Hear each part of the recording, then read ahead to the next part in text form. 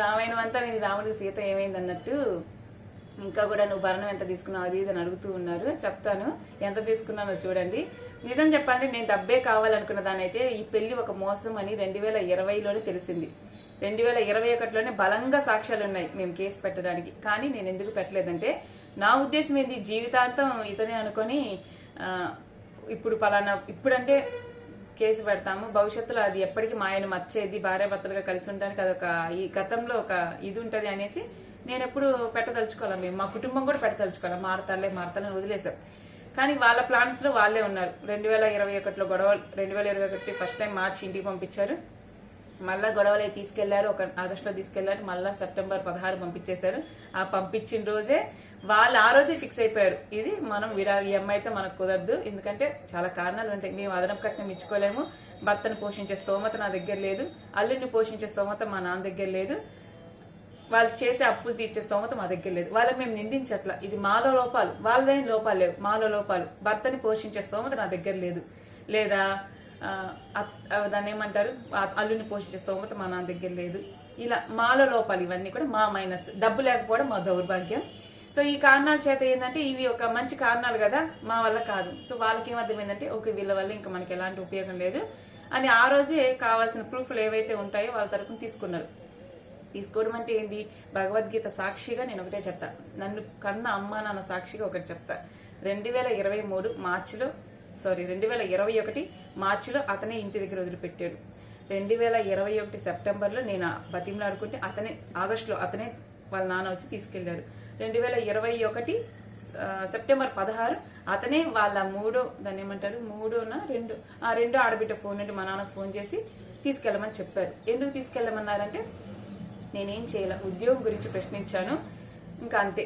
ఉద్యోగం గురించి గట్టిగా ప్రశ్నించేసరికి ఇంకా ఈ అమ్మాయి మనకు కలివి కాదులే, ఈ అమ్మాయి ఇంట్లో ఉంటే ఉద్యోగం చేయమని గోల పెట్టిద్ది అనేసి ఇంకా పంపించేశారు. తర్వాత కూడా నేను చాలా సార్లు ఇంకా ఎప్పుడు తీసుకెళ్తా అంటే 2023లో తీసుకెళ్తానని చెప్పాడు. కానీ బ్లాక్ చేసి పెట్టుకున్నారు నెంబర్ని. ఇంకా ఎందుకంటే సమాధానం లేదు, అతను ఉద్యోగం చేయడు, దానికి ఆన్సర్ లేదు. ఇంకా 2023లో ఇతను కాదులేని వాళ్ళ నాన్నతో కూడా మాట్లాడే ఏంటి సంగతి ఏంటంటే కలుస్తారమ్మా నేను చూస్తా అన్నారు. కానీ సైలెంట్ వాళ్ళు. ఇంకా అడిగాను ఉద్యోగం చేస్తారా అంటే ఉద్యోగం ఎట్లా వస్తుందమ్మా, ఉద్యోగం చేయలేడు కదా అంటే సంవత్సరాలు ఇంతేనా అని అడిగితే అవునమ్మా ఇంతే అన్నారు. సరే మీరన్నా ఇంట్లో ఉండనియండి నన్ను అంటే లేదమ్మా నువ్వు ఉండడానికే లేదు, ఇంకా నువ్వు ఉండడానికైతే లేదు, మరి మీ అబ్బాయి ఉద్యోగం చేయడం మీరు ఇంట్లో ఉండనీరంటే ఎలా కుదిరిద్ది అంటే మీ పెద్దలను తీసుకురా మాట్లాడదా ఉన్నాడు. ఇంకా ఏంటంటే మీకు ఒకటే చెప్తా, మహాభారతంలో కౌరవులు చెడ్డవాళ్ళు, పాండవులు మంచివాళ్ళు. మీరు గమనించండి, యుద్ధక్షేత్రం కౌరవుల పక్కన ధర్మం తెలిసిన భీష్ముడు, ఇతను ఉన్నారు కదా అతని పేరేంటి ద్రోణాచార్యుడు, ఇంకా చాలా మంది ఉన్నారు, విదురుడు, వీళ్ళందరూ, విదురుడు అంటే మహామంత్రి, అందరూ వాళ్ళ పక్కనే ఉన్నారు. కౌరవులు గెలవడానికి 100 మార్గాలు ఉన్నాయి. పాండవుల పక్కన కేవలం శ్రీకృష్ణుడు మాత్రమే ఉన్నాడు. ఈ ధర్మయుద్ధం కురుక్షేత్రంలో పాండవులు గెలవడానికి కౌరవులు గెలవడానికి 100% ఉంది స్కోప్.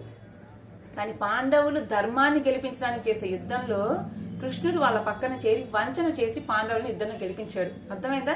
ఇక్కడ పాండవుల పక్కన ధర్మం ఉన్నా యుద్ధం గెలిచే అవకాశం లేదు పాండవులు. కానీ కేవలం కృష్ణుడి వల్ల ఆ ధర్మ యుద్ధంలో కృష్ణుడి వంచన వలన కౌరవుల కన్నా పాండవులు గెలవడం జరిగింది. పాండవులు కూడా నష్టపోయారు. నేనేమంటానంటే ఇది నిజం అని ప్రూవ్ చేయడానికి 100 అబద్ధాల సాక్ష్యాలు కావాలి. మేము మానసికంగా కుంగిపోయి అప్పటికే మాకైతే లాయర్లకు పెట్టుకునే డబ్బులు మా దగ్గర లేవు, తిరిగే ఓపిక లేదు, ఎందుకంటే మా కాళ్ళు చేతులు షివరింగ్ వస్తాయి. ఇంకోటి 2021లో వాళ్ళు అప్పుడే ఫిక్స్ అయిపోయి పంపించేశారు నన్ను. ఇంకా వాళ్ళు ఎందుకు ఇన్ని రోజులు ఆగారంటే ఒక కాస్ట్ చూపించాలి కదా, గ్రౌండ్ ఆఫ్ డిజర్షన్ అని, ఆ కాస్ట్ చూపించాలి కాబట్టి వాళ్ళే పంపించేసి వాళ్ళే నెంబర్స్ బ్లాక్ చేసుకుని మళ్ళీ వాళ్ళే మిస్డ్ కాల్స్ ఇస్తారు. నేను కాల్ బ్లాక్ చేస్తే బ్లాక్ ఉంటుంది మీకు. ఇంకా నేనే వాళ్ళ మీద కంప్లైంట్ చేయట్లా. అంటే ఇలా ఉంటాయి, మనం మోసపోవాలి అని రాసి పెట్టినప్పుడు ఇలా ఉంటాయి. ఇంకా 2025లో చూస్తే సడన్ గా ఇంకా నోటీస్ వచ్చేసింది ఆగస్టులో. ఇంకా కోర్టుకి మాకు లాయర్ని పెట్టుకునే మాకు అంత డబ్బులు లేవు. అలా అని వాళ్ళ ముఖాలు చూసి మాకు ఏంటంటే కోపం వచ్చి మోసపోయామని ఇంకా ఇలా అయిపోతాయి చేతులు, ఇంకా మా వల్ల కాదులే అనేసి మేము సైలెంట్ అయిపోయాం.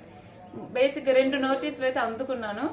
ఇంకా సైలెంట్ అయిపోయాం. ఎందుకంటే మాకు లాయన పెట్టుకుని డబ్బులు లేవు, మాకు అంత ఓపిక లేదు. మళ్ళా మాకేమో ఆరోగ్యాలు బాగుండవు.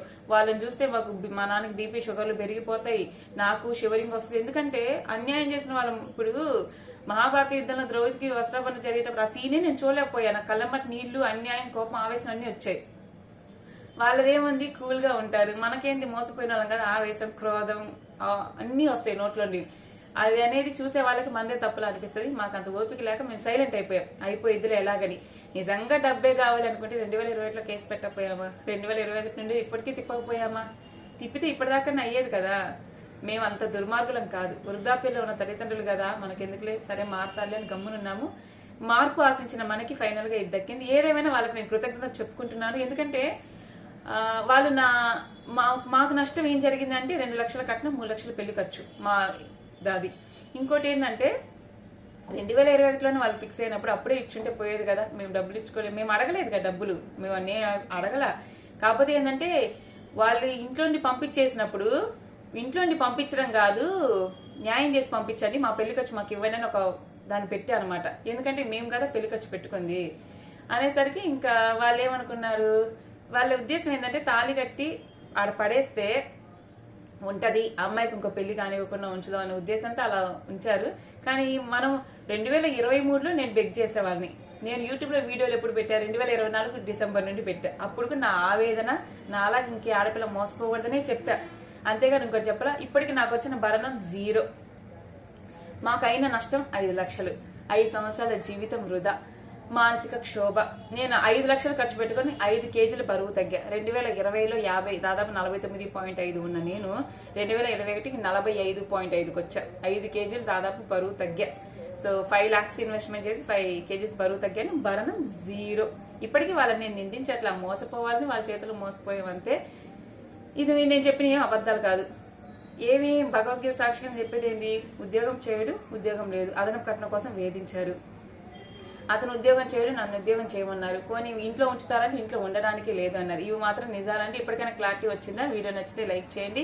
ఇవేమి వాళ్ళని ఉద్దేశించి మాట్లాడాలని కాదు, నా పరంగా నా సబ్స్క్రైబర్ నన్ను క్వశ్చన్ చేసే వాళ్ళకి నేను ఆన్సర్ చేయాలి కాబట్టి చెప్తున్నాను అంతే. అది మా లోపం, ఇవన్నీ వాళ్ళ లోపం ఏం లేదు. మా లోపం ఏంటంటే, మా దౌర్భాగ్యం ఏంటంటే మేము డబ్బు లేని వాళ్ళం అవ్వడం వల్ల, అల్లుడిని పోషించే స్తోమత మా నాన్నకు లేకపోవడం వల్ల, భర్తను పోషించే స్తోమత నాకు లేకపోవడం వల్ల, భర్త చేసిన అప్పులు తెచ్చే స్తోమత నాకు లేకపోవడం వల్ల అలా అనమాట, ఇలా జరిగింది. సో చూసారు కదా, భరణం 0. ఇంకా మేము లాస్ అయింది 5 lakhs.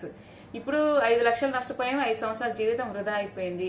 ఇప్పుడు నేను బుద్ధి తెచ్చుకొని నేను చేయాల్సిన పని ఏంది, సెకండ్ మ్యారేజ్ చేసుకుంటాం అంటున్నారు. సెకండ్ మ్యారేజ్ గురించి రేపు ఇంకో వీడియో పెడతాం చూడండి. So bye.